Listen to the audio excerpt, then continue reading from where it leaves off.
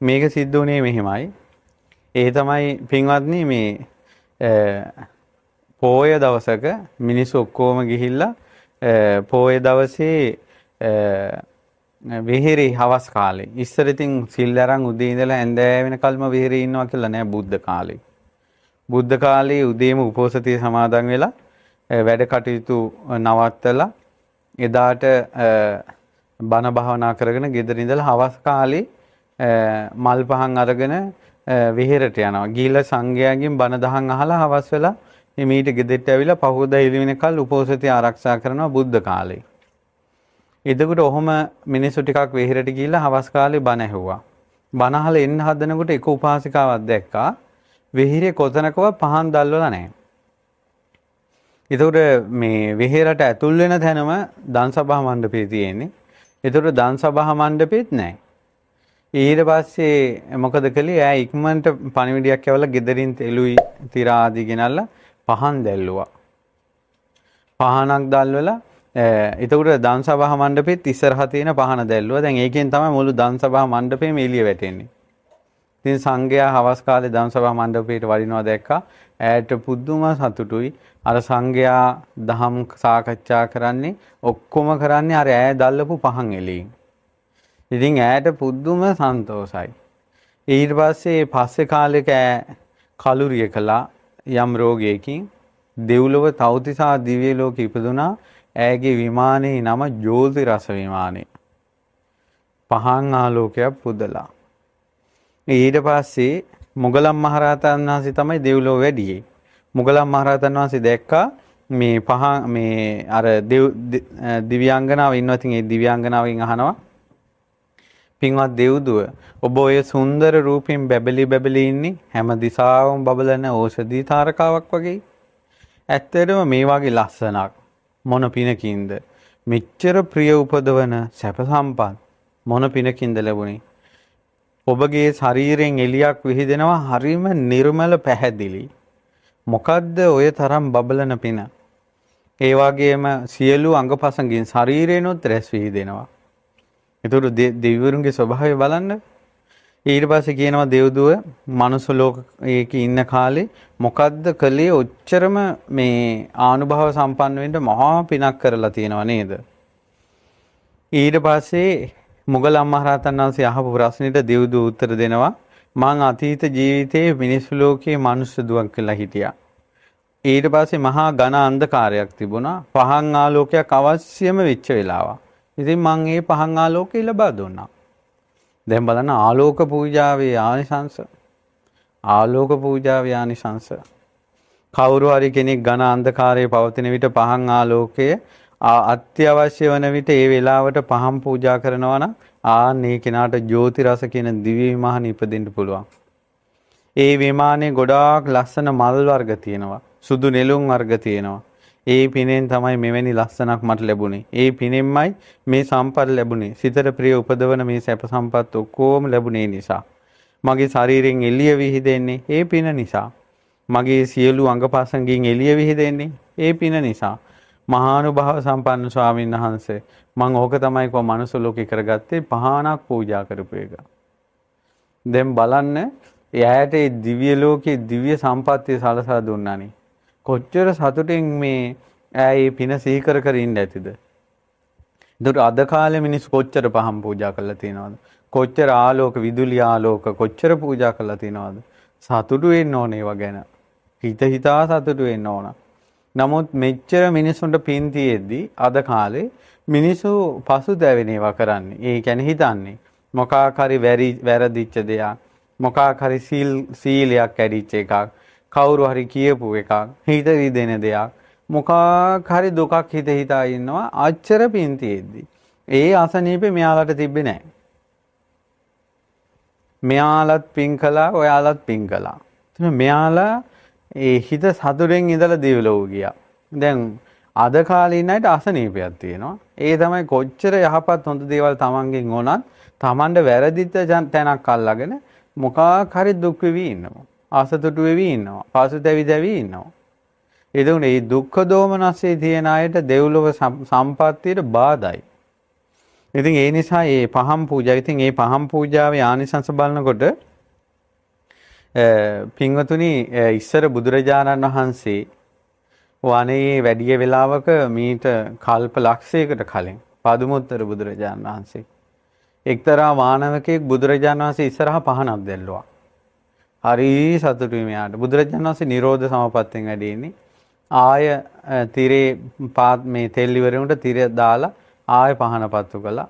දවස් 7ක් බුදුරජාණන් වහන්සේට පහන් පූජාව සිද්ධ කළා. ඒ පිනෙන් තමයි අපේ බුද්ධ ශාසනයේ දිවසින් අග්‍ර කෙනා බවට පත් වුනේ. පහන් පූජාවේ ආනිසංස තමයි ඇස් ලැබෙනවා. පුණ්‍ය විපාකයක් විදියට දිවස් ලැබෙනවා. පහන් පූජාවේ ආනිසංස. ඊට පස්සේ ඉස්සර බුදුරජාණන් වහන්සේගේ ස්තූපේ වටා පහනක් අරන් රැය එළි වෙනකල් සක්මන් කළා තියෙනවා අනුරුද්ධ මහරහතන් වහන්සේ සංසාරේ. ඒ පිනට තමයි මේ බුද්ධ ශාසනයේ දිවස්ලාභින් අතර අග්‍ර වුණේ. දිවස්ලාභින් අතර අග්‍ර භික්ෂුණියක් ඉන්නවා.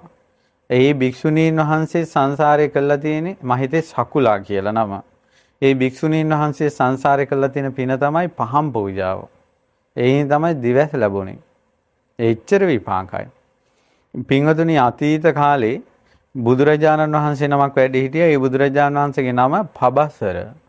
ඒ පබස්සර බුදුරජාණන් වහන්සේ කාලේ දිවා රාත්‍රී කියලා දෙකක් නැහැ. ඒ බුදුරජාණන් වහන්සේ වැඩ ඉන්න කල් දවල්ම විතරයි. මිනිස්සු දිවා රාත්‍රී හඳුනාගන්නේ උදේට නෙළුම් පිපෙනවා, හවසට පර වෙනවා. හවසට කුමුදු මල් පිපෙනවා, උදේට පර වෙනවා. මල් පිපෙන එකෙන් තමයි දිවා රාත්‍රී හඳුනාගෙන මිනිස්සු නිදාගන්නේ. නැත්නම් මුළු මේ පෘථුවියේම ආලෝකයක් පැතිරිලා තිබ්බා පබස්සර බුදුරජාණන් වහන්සේ නිසා. අපි අනිත් සෑම බුදුරජාණන් වහන්සේ නමක්ම ඒ බුදුරජාණන් වහන්සේගේ කැමැත්ත අනුවයි ශරීරයෙන් රැස් විහිදෙන්නේ. බුදුරජාණන් වහන්සේ ඒ රැස්මාලාව විහිදීම හිතෙන් අයින් කරපු ගම ශරීරයෙන් එහෙම එකපාරම රැස් විහිදියන්නේ නැහැ. පබස්සර බුදුරජාණන් වහන්සේගේ ඒක වළක්වන්න බෑ. පබස්සර බුදුරජාණන් වහන්සේගේ ශරීරයෙන් නිකම්ම රැස් විහිදෙනවා.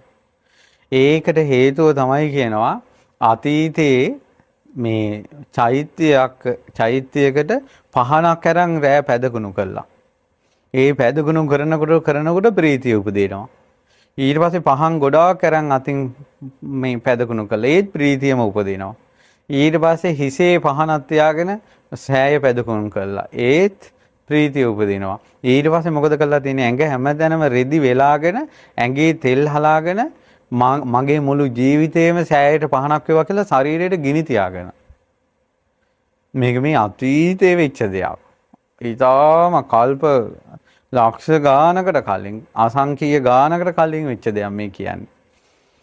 ඊට පස්සේ මුළු ශරීරෙම ගිනිගෙන පහනක් වගේ සෑය පැදකුණු කරලා තියෙනවා. එළි වෙනකොට මුළු ශරීරෙම ගිනි අරන් රෝම කූපයකටවත් හානියක් වෙලා නැහැ. රිදි ටික විතරයි ගිනි අරන් තියෙන්නේ. ඒ ශ්‍රද්ධාවට. ඉතින් මේ විශේෂ අමුතු සහගත පුදුම සහගත පින කරපු නිසා ඒ පබස්සර බුදුරජාණන් වහන්සේ සම්බුදු වුණාට පස්සේ ඒ භාග්‍යවතුන් වහන්සේගේ ශරීරයෙන් ලෝක ධාතුව පුරාම රශ්මියක් විහිදිලා ගිහිල්ලා තියෙනවා. මේ බලන්න පින්වල එක එක විපාක. ඒ වගේම රහතන් වහන්සේලාගේ ජීවිත කතා තියෙන අපදානයේ තියෙනවා.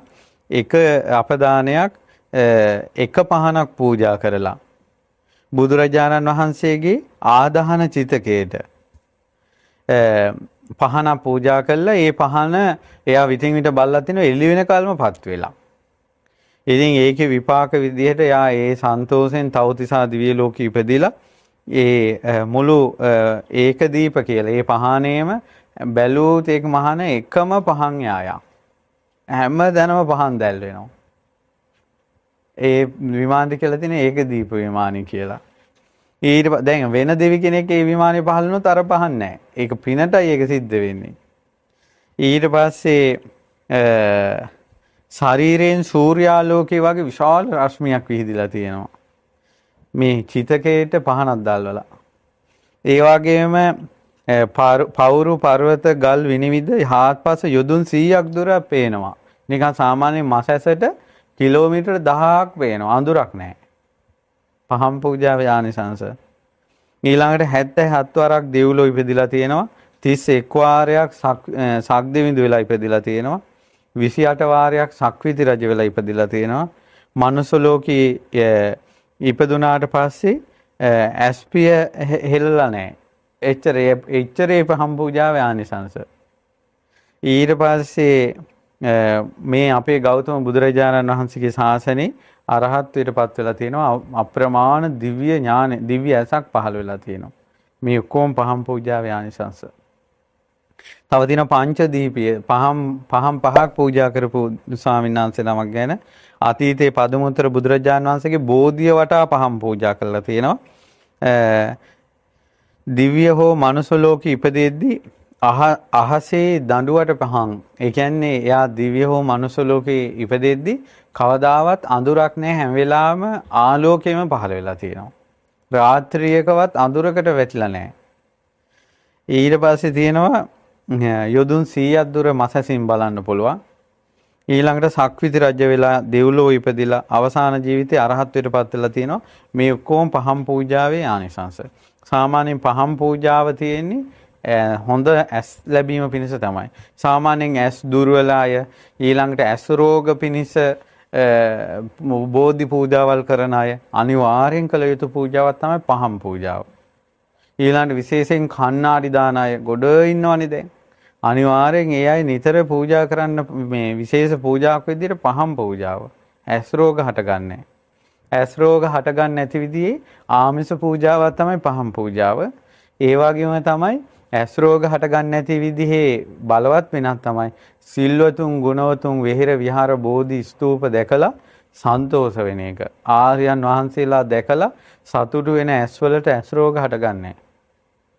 ඉතින් ඒ නිසා මේ ඒ වගේ පින්කම් තියෙනවා.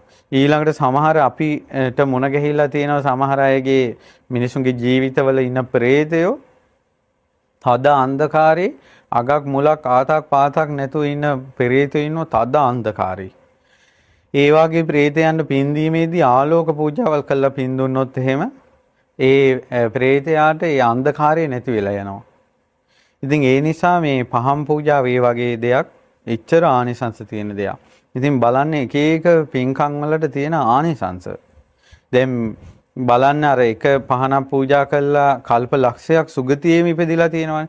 ඒ වගේ දැන් මේ දෙව්දුව එක පහනක් පූජා කළා ඊළඟ ජීවිතේ දෙව්ලොව ගිහිල්ලා ඒකෙනේ කතා කරන්නේ සමහරට මේ ආයුෂ විරුණම ආය දෙවියන් අතර. මේ ආයුෂ විරුණම ආය දෙවියන් අතර. මොකද්ද කළා තියෙන පින එක පහනක් පූජා කළා. එච්චර ආනිසංස හේතුව බුදුරජාණන් වහන්සේ සංඝයා මේ බුද්ධ ශාසනයේ සරු කෙතක් නිසා. ඒක නිසා පුංචි දෙයක් කළොත් අප්‍රමාණ පින් සැලසෙනවා. ඊළඟට මෙයාලගේ ජීවිතයේ තියෙන විශේෂ දේ තමයි අර මම මුලින් කිව්වා වගේ පසුතැවිලි වෙන්නේ නැහැ. හඬලා වැළපිලා වෙන දුක් වෙන වැරදිච්ච ඒවා එහෙම හිතා ඉන්නේ නැහැ. එයාලා ඒ කරපු පිනම කුසලයේම සිහි කරගෙන ඉන්නවා. හරි සතුටින් ඉන්නවා. ඉතින් ඒ නිසා නිද නන්දති පෙච්ච නන්දති කත පුඤ්ඤෝ උභයත්ත නන්දති පුඤ්ඤම්මේ කතන්ති නන්දති බිහියෝ නන්දති සුග්ගතින් ගතෝ මේ ලෝකේ සන්තෝෂෙන් ඉනවා පින් කරපුවාය පරලෝකේ සතුටු වෙනවා ගොඩාක් සතුටු වෙන්නේ පරලෝකේ ගිහිල්ලා මම පින් කළා කියලා හරියට සතුටු වෙනවා ඉතින් සුගතියේ ගිහිල්ලා අප්‍රමාණ සැපයටපත් වෙනවා ඒ නිසා ඔබ කළ පින් ඔබ කළ කුසල් නිතර සිහි කරලා සතුටෙන් ඉන්න ඊළඟ පුණ්‍ය කර්මයක් හරි පුදුම සහගත දෙයක් ඒ තමයි භාග්‍යවත් බුදුරජාණන් වහන්සේ උදේ කාලේ මහා කරුණාවෙන් ලෝකයේ දෙස බලනකොට බුදුරජාණන් වහන්සේ සවැත් නුවරදීන් ගන්ධ කුටියේ බුදුරජාණන් වහන්සේ දැක්ක රජගහ නුවර එක්තරා ගමක එක්තරා ගැබිනි මාතාවක් ඉන්නවා ඈ අද දවසේ මැරෙනවා මැරිලා උපදින්නේ නිරේ. එතකොට බුදුරජාණන් වහන්සේට මහා කරුණා ඇසට පේනවා අද දවසේ මැරෙන අයත් පේනවා අද දවසේ මැරෙන අය ගිහිලා උපදින තැනත් පේනවා. අද දවසේ ධර්මය අවබෝධ කරන අය පිහිට වෙන අය ඒ ඔක්කොම බුදුරජාණන් වහන්සේගේ මහා කරුණාවට පේනවා ඒක විශේෂ ඥානයක්. ඒ ඥානෙට කියනවා මහා කරුණා සමාපත්තියේ ඥානය කියලා. ඉතින් බුදුරජාණන් වහන්සේට පෙනුණා. ඉතින් බුදුරජාණන් වහන්සේ ඉන්නේ සවැත් නුවර වැඩ ඉන්නේ ඈ ඉන්නේ රජගහ නුවර. මේ අතිශයින් දුරයි මේ රාජධානි දෙක. ඊට පස්සේ බුදුරජාණන් වහන්සේ එදා උදේ සිවුරු පොරවාගෙන පාත්‍රය රැගෙන දෙවුරන් වෙහෙරෙන් අතුරුදහන් වුණා. රජගහ නුවර ඈ ඉන්න ගමේ වීදියේ පහළ වුණා. පහළ වෙලා අර ගෙදර දොරටුව ළඟින් ඇතුල් වුණා. ඇතුල් වුණාට පස්සේ මොකද බුදුරජාණන් වහන්සේ මෑගේ දැක්කා මෑ අද මැරිලා නිරේ යන්න ගියාට මෑගේ හිතේ චිත්ත ප්‍රසාදයක් උපදින ස්වභාවය තියෙනවා. පැහැදෙන ස්වභාවය තියෙනවා. ඒ නිසා ඒක උපද්දවන්න පුළුවන්. බලන්න ඊයේ බුදුරජාණන් වහන්සේ වැඩියේ නෑ. අද වැඩියේ. හේතුව සමහර අයට කර්මානුරූප ඒ චිත්ත ප්‍රසාදේ උපදින්නේ මරණයේ මොහොතේ. පුදුම සහගත දේ ඒකයි. ඒතකොට ඔබ හිතන්න දැන් සමහර අය හිතන්න පුළුවන් පෞද්ගලික කාලේ කලබලාසේ සතර අපාය ගැන කියන්න ගියා. ඒතකොට මේ බය වෙලා ඉන්න අතරේ මොන අපායක් ගැන කියනවද කියලා. නමුත් සමහර අයට බය තැති ගැනීම උපදිච්ච වෙලාවේ තමයි සතර අපාය බය කියන එක තේරෙන්නේ. මරණයේ බය, සසර බය, උපදින්න තියෙන බය ඒක තේරෙන්නේ කරදරයකටපත් වෙන්න ඕන. දැන් අර බලන්නකෝ රජ කපිලවස්තුවේ අර අතපය කපපු කන්‍යාවියෝ 500 ශාක්‍ය කුලේ විදුඩබ කුමාරයා. ඒතර බුදුරජාන් වහන්සේට තිබ්බනේ මේ ශාක්‍ය කුමාරිකාවන් ඊට කලින් බණ කියන්න. එහෙම බණ දේශනා කළේ නෑ. අතපය කපලා එක මස් ගොඩක් විදිහට දාලා තියෙන වෙලාවේ තමයි මේ භික්ෂුන් වහන්සේ නමක් දහම් දෙසුවේ. එතකොට තමයි අවබෝධ වුනේ. ඒ නිසා සමහර අයට ධර්මය අවබෝධ කරගන්න හොඳ බැට ටිකක් කන්න ඕන. හොඳට බැට කන්න ඕන. එතකොට තමයි යාන්තම් මේ ධර්මයේ පිහිට තේරෙන්නේ. ඉතින් ඒ නිසා තමයි කරදර ආශ්‍රේ නමුත් මේ ධර්මයේ දේශනා කරන්නේ. ඉතින් දැන් බලන්න මේ වෙලාවේ අද මරණය ඈගේ බුදුරජාණන් වහන්සේ ඉස්සරහා පිණ්ඩපාත වැඩි ඈ ඒ වෙලාවේ තල වේලා වෙලා හිටියේ. ඉතින් බුදුරජාණන් වහන්සේ දැක්ක ගමන් පුදුම පැහැදීමක් ඇති වුණා. ඊට පස්සේ ඒ තල ටිකක් අර වේලපු තල ටිකක් මෑරම් බුදුරජාණන් වහන්සේගේ පාත්‍රයට පූජා කළා. වැන්දා හරි සතුටින් හිටියා. අනේ මේ දෙවියන් බඹුන් වඳින රජවරු පවා වඳින ලෝකේ ප්‍රසිද්ධ වෙලා ඉන්න ඒ සුන්දර ශ්‍රමණයන් වහන්සේ රජගහ නුවර වැඩලා මං ජීවිතේට හිතුවේ නෑ ඒ උත්තරමයා දැක ගන්න ලැබෙයි කියලා. අනේ අපේ ගෙදරට දානෙට වැඩියනේ මට ඉතින් තිබ්බේ තලනේ මං ඉතින් ඒව හරි පූජා කළානේ කියලා සන්තෝෂෙන් හිටියා. ඊට පස්සේ එදා හවස් කාලේ ඈ ගර්භණී මාතාවක් එහෙම්ම මැරුණා. ඉතින් මැරිලා ගිහිල්ලා තමයි මේ දෙව්ලොව ඉපදුනේ තවුතිසාවේ. හිටියේ කොහේ යන්නද? නිරේ යන්න. දැක්කද බුදු කෙනෙකුට දානේ පූජා කිරීම වන්දනා කිරීම ආනිසංසෙ. ඉතින් මුගලන් මහරහතන් වහන්සේ තමයි මේ දිව්‍යමානෙ දැක්කේ. පින්වත් දෙව්දුව ඔබ ඔය සුන්දර රූපෙන් බැබලමින් ඉන්නේ හැම දිසාවම බබලන ඕසදී තාරකාවක් වගේ. ඕසදී තාරකාවක් කියන්නේ ඉරබටු තරුව වගේ විශාල ආලෝකයේ විහිදෙන හැම කෙනාටම පේනවා කියන එක. ඇත්තෙන්ම මෙවැනි ලස්සනක් කොහොමද ලැබුණේ? මෙච්චර ප්‍රිය උපදවන දිව්‍ය සැප. ඉතින් මුගලන් මහරහතන් වහන්සේ මේ කාරණාව අහනකොට කියනවා අතීතයේ මම මනුස්ස ලෝකයේ මනුස්ස දුවක් වෙලා හිටියා. ඉතින් මට බුදුරජාණන් වහන්සේව දැක ගන්න ලැබුණා. උන්වහන්සේ කැළඹිලා නැහැ. අතිශයින්ම ප්‍රසන්නයි. කෙලෙසුන්ගෙන් තොරවයි. දම්පැන් ලැබීමට සුදුසු බුදුරජාණන් වහන්සේ ගැන මම පැහැදීමෙන්මයි හිටියේ. දානෙට පූජා කරගන්න මොකවත් තිබුණේ නැති වුණත් මං අකමැත්තේ නමුත් මම මේ දෑතින් තල දෝතක් පූජා කළා. ඒ කියන්නේ එයාට පූජා කරන්න වෙන දෙයක් තිබ්බේම නැහැ. හොඳයිද නැද්ද දන්නේ නැහැ තල ටිකක් අමුයෙන් පූජා කරන එක. ඉතින් පූජා කළා. ඒ පිනෙන් තමයි මට මෙච්චර දිව්‍ය සැපක් ලැබුණේ කියනවා. ඉතින් ඒ නිසා මුගලන් මහරහතන් වහන්සේ ඈට දහම් දෙසුවා. ඈට ගෞතම සාසනේ ධර්මයේ පිහිට සැලසුණා. කොච්චර ආනිසංසයක්ද කියලා බලන්න. කොච්චර ආනිසංසයක්ද කියලා බලන්න. ඊට පස්සේ බුදුරජාණන් වහන්සේ ඒ මුගලන් මහරහතන් වහන්සේ ඈට දහම් මේ දේශනා කරද්දී ඈයි ධර්මයේ පිහිට සලසා ගත්තා. බලන්න මනුස්ස ලෝකේ බුදුරජාණන් වහන්සේ ඈට දහම් දෙසන්න ගියේ නැහැ. ඒ කියන්නේ ඈට හැකියාව තියෙන හිත පහදවා ගන්න විතරයි. අන්න ඕක කාරණාව හොඳට සත්පුරුෂයන්ට තේරෙන නිසා තමයි මහමෙවුනාවේ වුණත් ධර්මයක් දේශනා කරනවා. ස්තූප තියෙනවා, බෝධි තියෙනවා, විහාර තියෙනවා. සමහර අයට බණ අහලාම ධර්මයේ තේරෙන්නේ නැහැ. ඒ අයට පිහිට සලසා ගන්න පුණ්‍ය සංස්කාර නැහැ. ඒ අයට චෛත්‍ය පූජා, බෝධි පූජා, විහාර පූජා එහෙම තමයි එක එක්කෙනාට හරියන්නේ.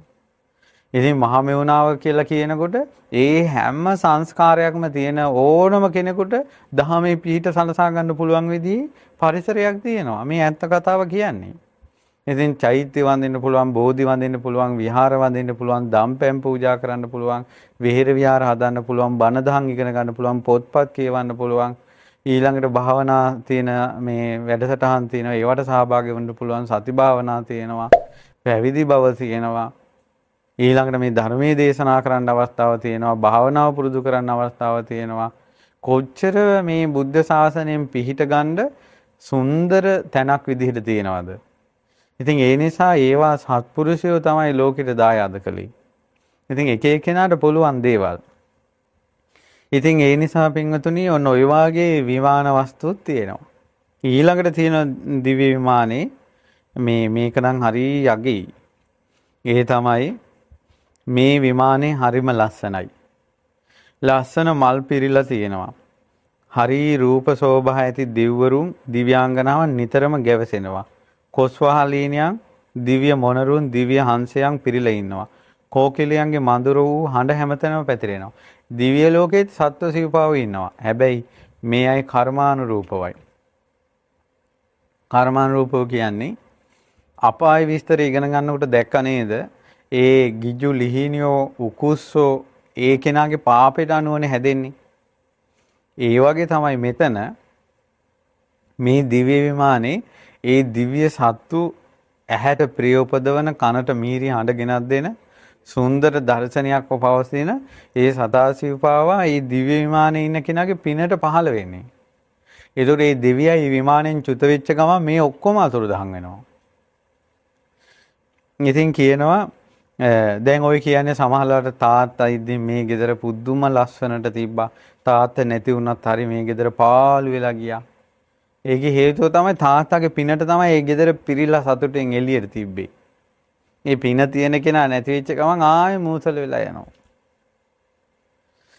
ඉතින් ඒ නිසා මේ පින්වල ස්වභාවය ඊට පස්සේ තියෙනවා පින්වත් දෙව්ද ඔබ මහානුභාව සම්පන්නයි. එක එක විදිහේ ස්වරූප ඇති 이르දි ප්‍රාතිහාර්ය දක්වනවා. එයාට ගොඩාක් 이르දි තියෙනවා. ඊට පස්සේ දිව්‍ය අප්සරාවන් නටනවා, ගී කියනවා, සතුටු වෙනවා.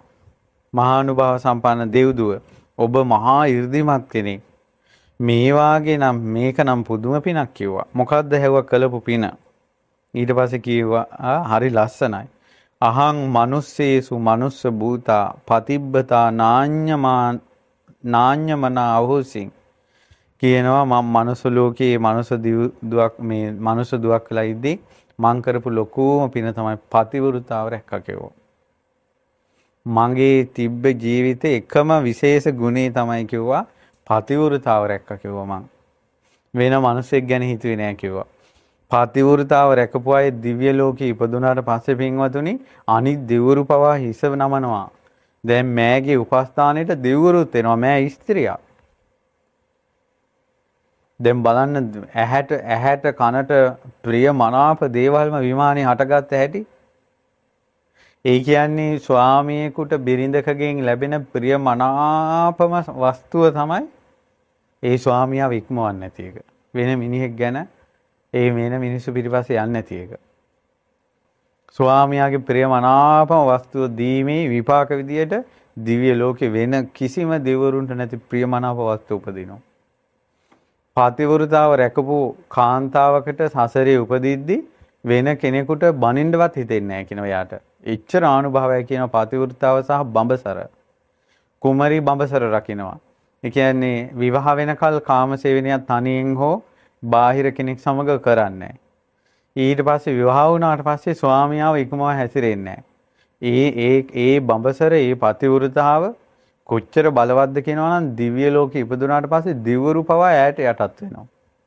මනුස්ස ලෝකෙ ඉපදෙද්දී ස්වාමියාටවත් කටක් ඇරලා සැරට වචනයක් කියන්න හිතෙන්නේ නැහැ කියන යාට ඒ පින් බලයට. අද ගෙවල් වල මේ තෝතෝ කියලා දෙගොල්ලම මේ රණ්ඩු සරුවල් වෙන එකේ සාද්දයට වචන පිට කර ගැනීමේ විපාක තමයි සංසාරේ බඹසරක් රැකලා නැහැ. ඒ වගේ විපාකම එකිනෙකා යට කරගනිමින් නපුරු වචන කියමින් වාසය කරනවා. මේ බලන්න මේ දෙව්දුව කියනවා මම කරපු එකම පින තමයි කියනවා පතිවෘතාව රැකපු එක. ඊට පස්සේ කියනවා මාතාව පුතං අනුරක්කමාන මම මගේ ස්වාමියාව රැකේ එකම පුතා රකින්න අම්මා කෙනෙක් වගේ කියනවා. මේ මාතු බරියා.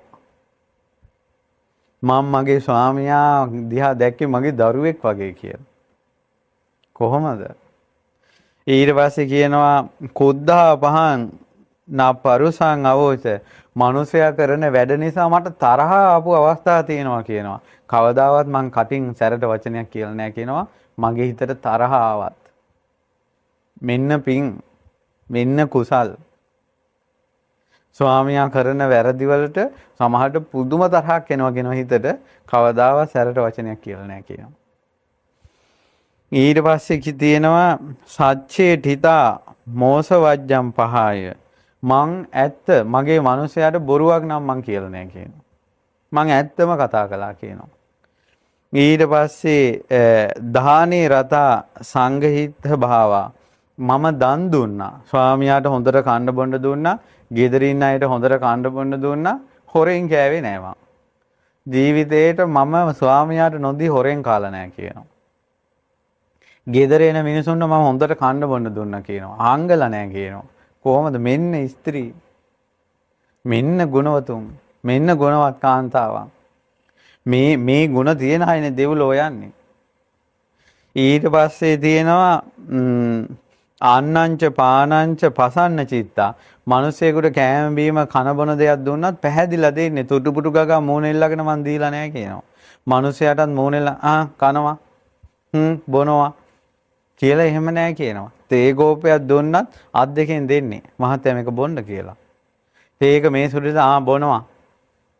මේ හිඟන්නෙකුට දෙනවා වගේ එහෙම දීලා නැහැ. මේ විපාක Taman දෙන්නේ. දැන් බලන්න මිනිසයාට යටත් වෙලා හිටියේ මේ ජීවිතේ මේ අවුරුදු කී දවසක්ද මේ. මිනිසයාට යටත් වෙලා හිටියා. දෙව්ලොව හිටියට පස්සේ දිව්‍ය ලෝකේ දෙවරුත් ඈට යටත්. ඈට යටත්. ඊට පස්සේ කියනවා සක්කච්ඡ දානං විපුලං අදාසි මම කෑමක් බීමක් ඇදුවත් හොඳට පිළිවෙලට හදලා දෙන්නේ කියනවා. දියරහට නෙවෙයි කියනවා. හොඳට තියෙන එක හොඳට හදලා දුන්නා කියනවා. මිනිසුන්ට දුන්නා කියනවා. කාටද මොන හරි දෙන්න තියෙන්නේ දුන්නා කියනවා. අංග ගැනිලි නෑ. හරි ලස්සන ජීවිතයක්. මෙන්න දිව්‍ය ලෝක යන පිං. ඊට පස්සේ තේන මේ තාදිසෝ වන්නෝ තේන මේ ඉද්ධිමිච්ඡති මේක තමයි මගේ ලස්සන බැබලෙන පැහැයේ පුණ්‍ය විපාකය. වෙන දෙවරුන්ට නැති දිව්‍ය 이르දි තියෙනවා මේ දිව්‍යාංගනාවට. ඊට පස්සේ කියනවා uppajjanti මේ භෝගා යේ කේචි මනසෝපිය මට මොන හරි භවභෝග ලැබෙනවා නම් ප්‍රිය මනාප ප්‍රිය උපදවන දේවල්මයි කියනවා ලැබෙන්නේ. අකමැති කිසි දෙයක් නැහැ. ඒකනේ අපි කියන්නේ මිනිස්සයාට ප්‍රියමනාප විදියට කතා කරනකොට ඉවසලා ඉන්නකොට මිනිසයාගේ වැරද්ද. මෙයා මෙච්චර සලකද්දිම මිනිසයා මෙයාගේ හිත රිද්දලා තියෙනවානේ. මෙයාට ගොඩාක් තරහ ආපු අවස්ථා තියෙනවා. හැබැයි වචනයක් කියලා නැහැ. කොහොමද විපාකේ ආපු හැටි? වෙන දෙවරුන්ට නැති සැප මෑට ලැබිලා තියෙනවා. ඊට පස්සේ ඒ නිසා තමයි කියනවා මේ ඔක්කොම. අනේ ස්වාමීනි ඕනෝක තමයි කියනවා මං කරව පින. මොගලම් මහරහතන් වහන්සේ මෑට දහම් දෙසුවා. මෑ සෝවාන් වුණා දිව්‍ය විමානයේම. මොකද්ද ලොකුම පින?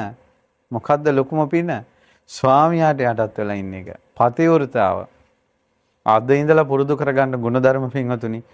දැන් ඒකනේ කියන්නේ කොච්චර මේ දහම් දේශනවද?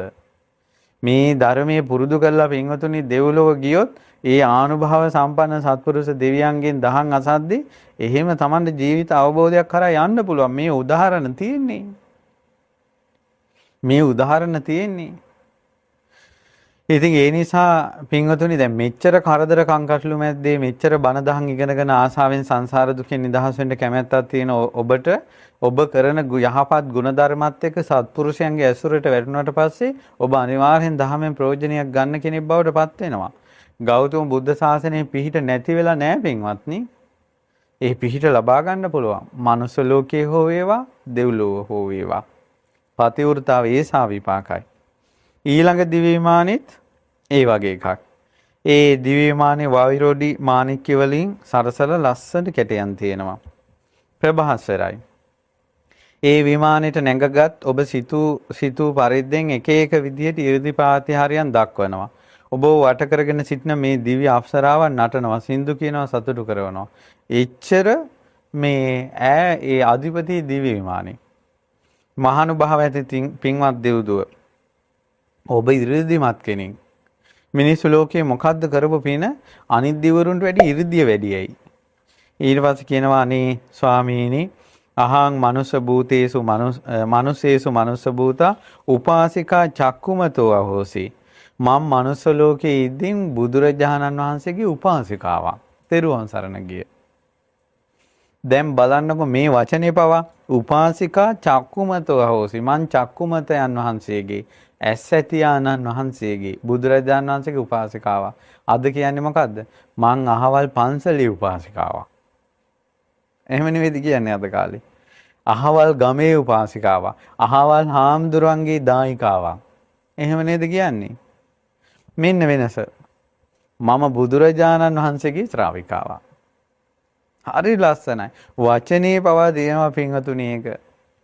ඊට පස්සේ තියෙනවා පානාතිපාතා විරතා හෝසින්. මම සත්තු මෙරුවේ නෑ. ලෝකේ අදින්නම් පරිවජ්ජයිස්ස මම හොරකම් කළේ නෑ.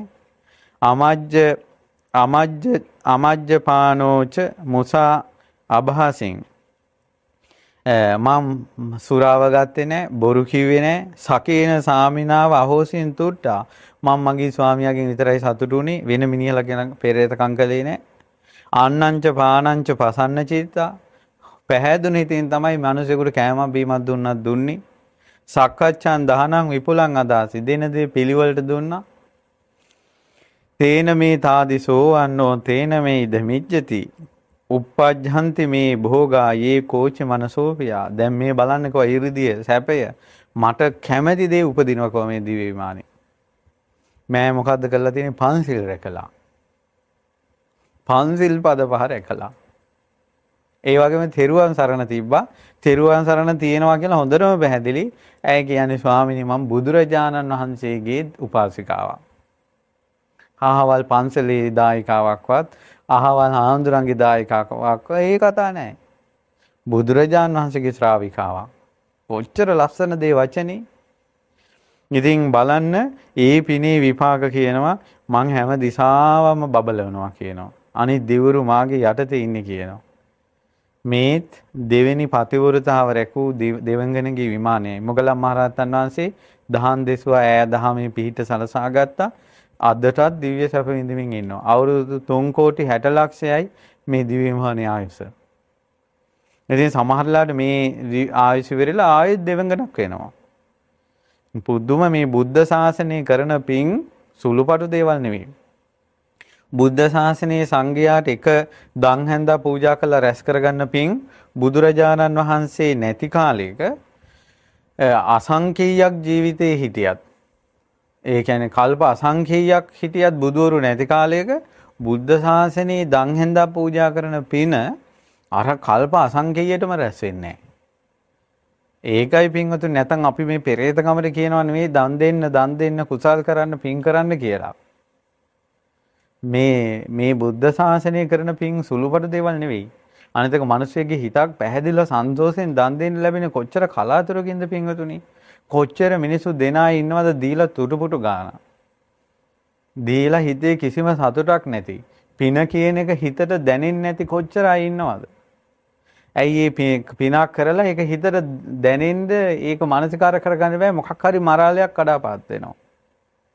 තමන් උදව් කරපු තැනින්ම තමන්ගේ හිත රිද්දනවා. ඒතකොට මේ මිනිස්සු ශක්තිමත් නෑ අර කරපු පින ගැන හිතලා සතුටු වෙන්න. ওই විදිහට ගොඩාක් මිනිස්සුන්ට පුණ්‍ය සංස්කාර අහිමි වෙලා යනවා. ඉතින් ඒ නිසා මේ බලන්න මේ පින්වල විපාක පින්වතුනි තව තියෙනවා දිව්‍ය විමානයක්. ඒ දිව්‍ය විමානෙත් ගොඩාක් සන්තෝෂෙන් ඉන්න දිව්‍යාංගනාව. හැබැයි මේ ඔක්කොම දිව්‍යාංගනාවෝ ඉතින්. තවම හම්බුන්නේ නැහැ පිරිමි දෙවි කෙනෙක්. ඔක්කොම දිව්‍ය අප්සරාවෝ. ඒතර දැන් පේනවා දිව්‍ය ලෝකේ සමහර වෙලාවට පින් වැඩි දිව්‍යාංගනාවෝ ඈලා තමයි ඉතින් මේ විමානයේ අධිපති. ඊට පස්සේ මෑ කරපු පින තමයි මේ දිව්‍යාංගනාව මේ මනුස්ස ලෝකෙ ඉදින් ස්වාමීන් වහන්සේ නම පින්ඩපාතේ වැළලා මොනවත් දෙන්න තිබිලා නැහැ. ඈ කරලා තියෙන්නේ මේ ගෙදර කැවුමක් තිබිලා ඒ කැවුම පූජා කළා. ඒ පින්ඩපාතේට උදේට තිබ්බ කෑම ඈට කැවුමක් විතරයි ඒක පූජා කළා. ඒ පින් බලෙන් දෙව්ලොව. ඉතින් මොගලන් මහරහතන් වහන්සේට කියා හිටනවා ස්වාමීනි මං කරපු පින මෙච්චරයි. මට පුදුමයි කියනවා ස්වාමීනි නිදුකානන් වහන්සේ එක කැවුමක් පූජා කළා මට මෙච්චර හැප සම්පතක් කොහොමද ලැබුණේ කියලා. ඒ කාන්තේ මේ බුද්ධ ශාසනය පින් කරන එක නම් ශ්‍රේෂ්ඨයි කියනවා. ඉතින් මොගලන් මහරහතන් වහන්සේ ඇයට දහම් දේශනා කරනවා. ඇයි ධර්මයේ පිහිට පිළිසරණ ලබා ගන්නවා. ඊළඟට ඊළඟට තියෙන 14 වෙනි විමාන වස්තුවත් ඒකෙත් ඒ දිව්‍යාංගනාව කරලා තියෙන අප්‍රමාණ සැප විඳිනවා. ඒක කරලා තියෙන පින තමයි ඒ අතීතයේ ජීවිතේදී මම මනුස්ස ලෝකේ මනුස්ස දුවක් වෙලා මාමණ්ඩිගේ ගෙදර ලේලියක් හැටියටයි හිටියේ. ඉතින් මට ස්වාමීන් වහන්සේ නමක් දැක ගන්න ලැබුණා. උන්වහන්සේ කැළඹිලා නැහැ අතිශයින්ම ප්‍රසන්නයි. කෙලෙසුන්ගෙන් තොරයි. මං උන්වහන්සේ ගැන ගොඩාක් පැහැදුනා. මෙයා පූජා කරලා තියෙන්නේ කැවුමක් නෙමෙයි මෙයා පූජා කරලා තියෙන්නේ මේ පිට්ටු. කුම්මාස පින්ඩන් දත්වා මෝදහමි නන්දනේ වනේ. මම පිට්ටු ඩිංගිත්තක් මට උදේට දානෙට තිබ්බේ මං ඒක පූජා කළා.